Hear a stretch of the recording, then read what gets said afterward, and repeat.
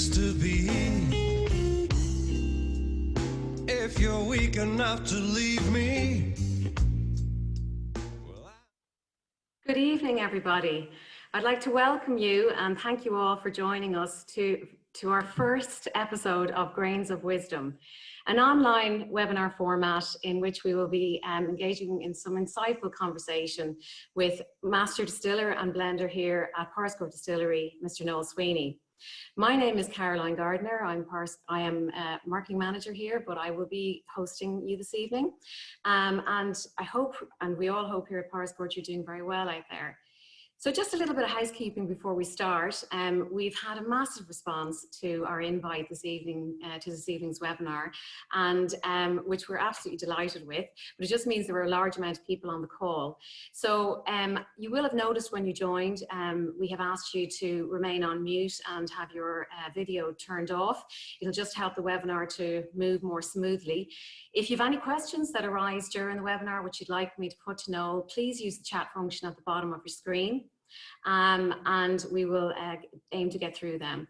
So it should be about 20 minutes in duration. We'll start with a top line overview of the topic this evening, which is sourcing the ingredients, first topic in our whiskey making process. And Noel will give us, and then we'll aim to do some of your questions.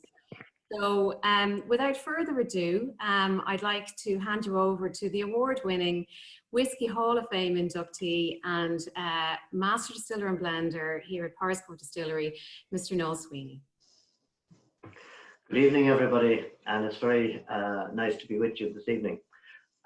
Today, we're going to talk about the ingredients that we use to make our whiskey at Powerscourt Distillery. There are four main ingredients that we use, and those would be barley, and you can see the lovely picture of the golden barley in the field behind me. And as well as barley, the next important ingredient is water, and then yeast, and finally the barrels themselves in the actual maturation. And we'll be talking about all of those four ingredients in a few moments. So tonight I'm going to start with the barley, and barley is the ingredient that produces our malt, and malt is the main ingredient producing malt whiskey. To make Irish whiskey, you have to use malt, and that's set out in the GI, which is the graphical indicator for Irish whiskey, and in their technical file. So malt comes from barley, and barley comes in various varieties, and you have a load of different varieties which you can choose from. And the varieties are controlled by the Department of Agriculture and the Institute of Brewing and Distilling. And every year they will publish a list of suitable varieties for malting. Now, every year also they're doing trials, and the trials are on different varieties, and the varieties can have different aspects to them. Like some will be better to fend off disease like mildew or brown rust. Others would have a different straw height, which can be a positive thing or a negative thing in relation to the logging of the grain if it falls during the bad weather or something. So a lot of people the individual grain variety, depending on the testing that's done by the Department of Agriculture and its recommendations. So every year they will sow new varieties in plots of land similar to those that they would be growing them with, and that's how they determine which varieties they would use. So for example, in 2019, the Department of Agriculture had 5 varieties of barley which were suitable for malting, and they had another 5 then which we were recommended also as a lesser extent, but in trial. So malting companies contract the farmers then to produce the barley using one of those varieties. And the varieties again can be selected in relation to the particular local climate or local conditions and local growing conditions, and that can also be something to do with the soil.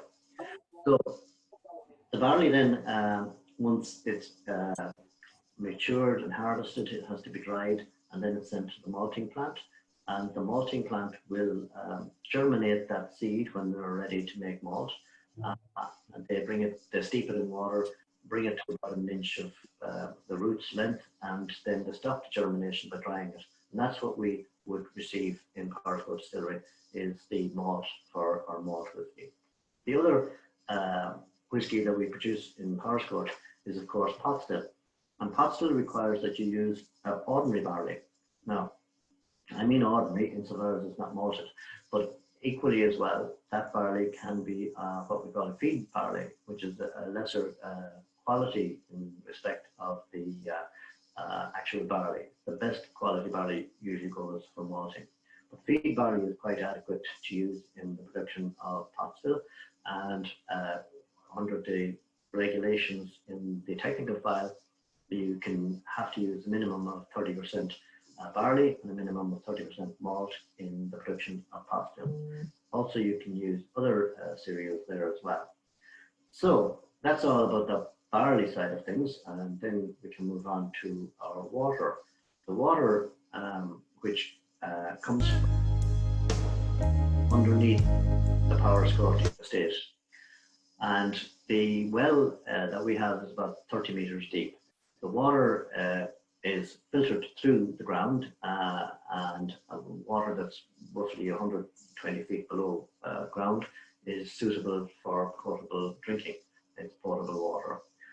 But of course, they would also contain mineral, and the water from Powerscourt Estate is a mineral water standard and drinkable, and that's also available whenever you get the opportunity to stay in the Powerscourt Hotel on the estate. So the water is coming from an aquifer, which is quite a large underground lake. So there's plenty of water, and the well, I think, can produce something like 400 or 500 litres a minute. That's a huge volume of water. So that water then is taken into the distillery, and again, the quality of the ingredients are very important. So the water quality has to be first class. So it's like anything that you would make. If your ingredients aren't right, you don't actually make anything that's of quality of spirit. So if you haven't got good quality barley and you haven't got clean water, then you're in a difficult place making nice whiskey. After the water, then we talk about yeast, and yeast is derived from the simple baker's yeast called Saccharomyces cerevisiae, and there are various strains of that which are used for everything from wine all the way through brewer's yeast, and we use a particular strain for distiller's yeast. Now, the beauty of the distiller's yeast is that it has different qualities to brewer's yeast, and the picture that I have up at the moment is shows you the three ways that you can receive yeast into the distillery. The first one on the left there is the cream yeast. It's a live suspension of yeast cells. The middle one is what we call pressed yeast, and that actually comes, it looks a little bit more like not quite as solid as cheese and not quite as soft as butter, but in that kind of a consistency. And thirdly, the one on the right is what we call as a powdered yeast or dried yeast, and that dried yeast has a shelf life of about 2 years, whereas the cream yeast is about 2 weeks, and similarly with the pressed yeast. So the yeast itself is a single-celled organism, and the metabolism of the yeast, it consumes the sugar that we produce during mashing, called wort, and converts it into alcohol and carbon dioxide and other flavor compounds that we'll talk about when we get to fermentation at a later stage. So after yeast, then our yeast is actually sourced from a company in the United Kingdom, where most of these distillers' yeasts are supplied throughout Scotland and Ireland. The other ingredient then, of course, is the barrel. And barrels are very, very important because it's the wood that changes the raw spirit into what we know as whiskey. Now, a different barrel will give you a different quality of spirit or even a different style. So you can see that the normal barrel that we use is the bourbon barrel. And the bourbon barrel is specifically used because it has just already been used once. We don't normally use new barrels because they're very expensive to produce, and they give an awful lot of tannings into the spirit. So bourbon industry, under their legislation in America, have to use a brand new barrel. So once they've produce their bourbon, and the bourbon could be anything from 2 years to 7 or 8 years old.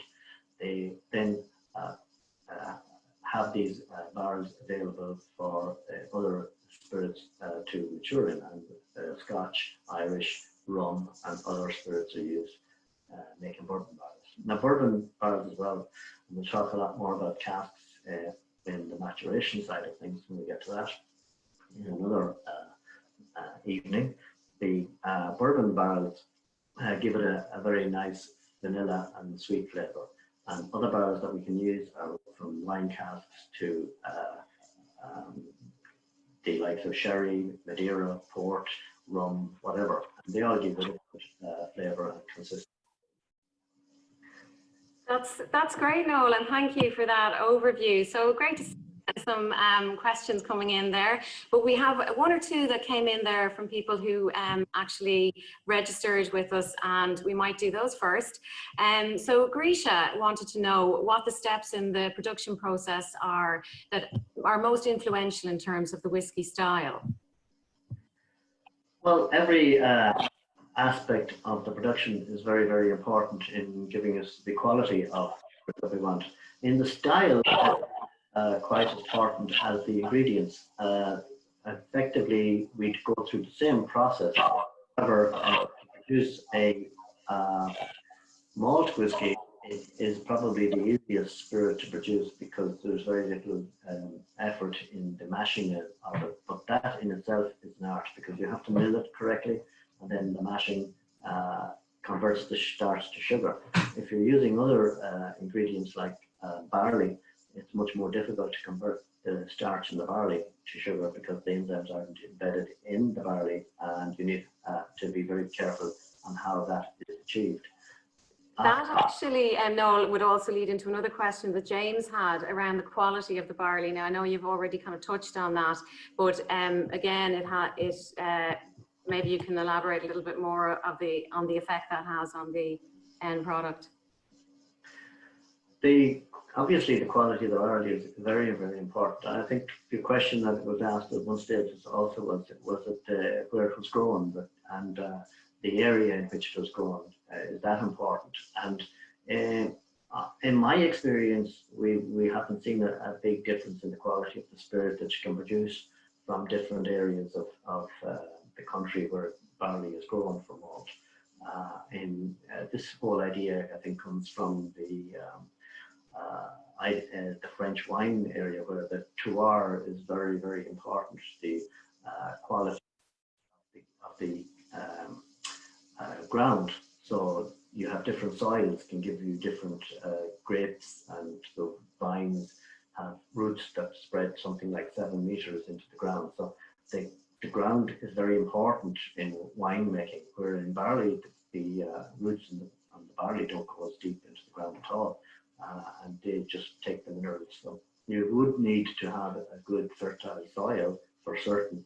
And I'm sure that if you don't grow barley in good soil, you're not going to get the same amount of starch in cereal, for example, or it may suffer in some other way. But again, we tend to overcome these problems in the varieties that they grow in different soil types. But I don't know if it affects the spirit quality after we go through the whole process of malting, and then milling, mashing, fermentation, and distillation, and in our case, triple distilling. So I don't think that makes a huge difference. But the quality of the barley and the malt would, insofar as it's important from efficiency. You don't want to have a moldy old malt going into your mash tun, because then your moldy flavour will continue through. In a similar way that the likes of peating would give you the flavour of the peat in the whiskey. Anything that's there that is in odour or something like that will affect the final product. And I think just in terms of the other questions that are coming in around the selection of the varieties of barley there from Killian, I think we've already touched on that in the first part, Killian. I hope that answered your question. Bianca was wondering, is all the barley used malted and unmalted from Ireland? And I think that was the source of barley, or source of malt, Noel, I think we were talking about earlier. Yes, all the malt that we use is sourced in Ireland, and I think what the person sometimes there was a bit of talk recently in relation to the fact that a lot of the cereals that are used in the production of whiskey are not grown in Ireland. Um, this is because some of the whiskey, the blended whiskies that are produced, use grain whiskey as well, and grain would be predominantly used, predominantly produced using maize or corn, which usually can't be grown in Ireland, can't be ripened in Ireland anyway. And that normally comes from France. The other cereal that's predominantly used is wheat, but I don't know of anybody in Ireland that's producing grain whiskey from wheat. So in that instance, the people that are making blended whiskies generally don't get all of their cereals from Ireland. To know what is the content of unmalted barley in our pot still that we make? Trade secret. No, it's not, but it's not something that we necessarily have to make the same pot still the same way all the time, because obviously we know other people that would produce something like a different brand like Powers, or somebody that would have Redbreast. So there would be two different styles of pot still, and we would have various mash bills for those two. But in our case, the pot still that we've produced so far are we have a 40% barley and 60% malt. That's great. I hope that answers your questions there, Bianca. So I think, again, another question around the difference between the unmalted barley and the malted, which I think we have covered there. And I suppose just in terms of this particular topic, Noel, is the introduction to the ingredients. I just want to relay to everybody, we're nearly coming up to the 20 minutes now. If anyone else has any other quick questions they'd like to put to Noel this evening on this particular topic, please do, and I'll pick them up there. While we're waiting maybe for that, I just wanted to let you know again that we're available on all of our social media. I hope you're following us there. The webinar will be posted up on our YouTube channel as well, so please do follow us there also. We are, if you're running low on for Cullen, we have an online shop and we have several trade partners, Foxes, Mulligan's, Celtic Whisky Store, Irish Malls, and for Cullen, of course, is available to order on all of those formats too. So I think I might have one question. Oh, Noel. And again, this feeds into quite a few people are very interested in what you're drinking this evening. Well, this evening now I've just tried a sip of the old 14-year-old for Cullen here, because what else would you need when you're going on live TV, kind of? So keep starting a little bit. A wonderful whiskey, full of layers of complexity. Absolutely gorgeous. So again, it all remains for me to say is thank you so much for joining us this evening. We hope you'll tune in again next week. We'll be sending out an invite to all of you who registered this week straight after the webinar. And the topic next week is milling and mashing. We'll be continuing through the main processes in the whiskey making process in this series of Grains of Wisdom. And we've lots of other episodes to come. So if you're shouting us out on social media, please use the hashtag Grains of Wisdom for Cullen Irish Whiskey, and obviously our master distiller and blender here at Powerscourt Distillery, Mr. Noel Sweeney. Sláinte. Cheers. Slightly hung over you.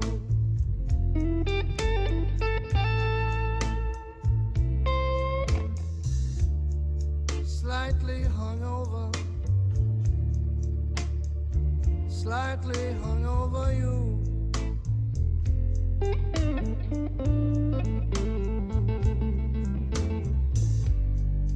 I'd be lying, baby, if I said it wasn't true.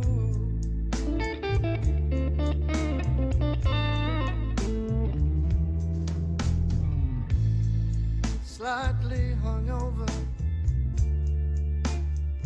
maybe slightly blue.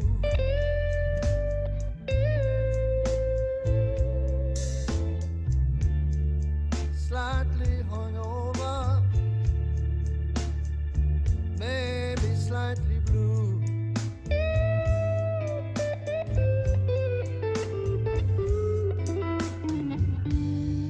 I never had the blues, baby, before I met you.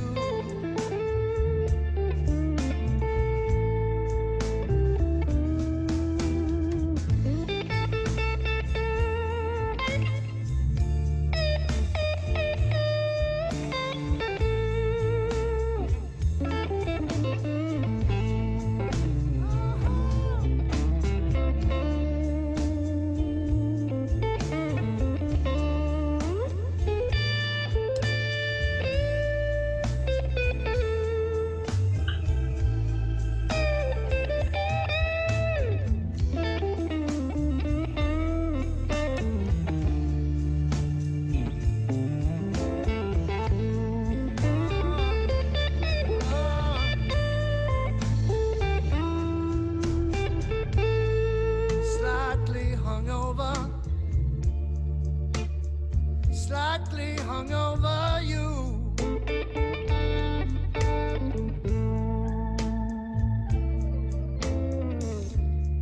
Slightly hungover,